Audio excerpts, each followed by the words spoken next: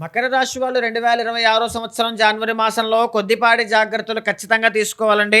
2 గ్రహాలు తప్ప మిగతా అన్నీ కూడా మిశ్రమంగా ప్రతికూలమైనటువంటి స్థితుల్లో ఉన్నాయి కాబట్టి పనుల్లో ఆటంకాలు పెరగడం, అనారోగ్యము అనేటువంటిది ఇబ్బంది పెట్టడం, విపరీతమైన ఖర్చులు పెరగడం, ఎంత కష్టపడినా రిజల్ట్స్ రాకపోవడం, రికగ్నైజేషన్ లేకపోవడం, ఉద్యోగ ప్రయత్నాలలో విఫలం కలగడం లాంటివి కలిగే అవకాశాలుంటాయి.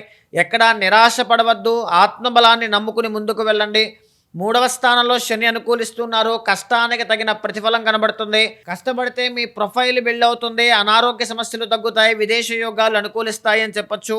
ఈ మాసంలో విందు వినోద కార్యక్రమాలన్నీ కూడా చాలా బాగుంటాయి. కుటుంబంతో కలయిక ఆనందాన్ని కలగజేస్తుంది. డబ్బు కొంతవరకు ఖర్చు పెట్టినా సరే కొంతవరకు అది ఆనందాన్ని కలగజేస్తుంది అని చెప్పొచ్చు. వ్యాపారస్తులకి కాస్త జాగ్రత్తగా తెలివితేటలతో నిర్ణయాలు తీసుకోకపోతే చిన్న చిన్న నష్టాలు కనబడేటువంటి అవకాశం కనబడుతుంది. విద్యార్థులకి ఒడిదుడుకులు కనబడుతూ ఉన్నాయి. షష్టంలో గురుడు కాబట్టి స్వల్పమైన అవమానములు ఉన్నాయి. మానసిక ఒత్తిడి కనబడుతుంది.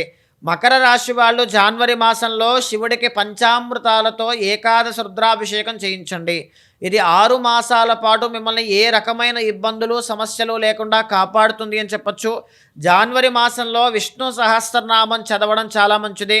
సంక్రాంతి తిథి నాడు బియ్యము దానంగా ఇవ్వడం వల్ల అదృష్టాన్ని చూస్తారు అని చెప్పొచ్చు.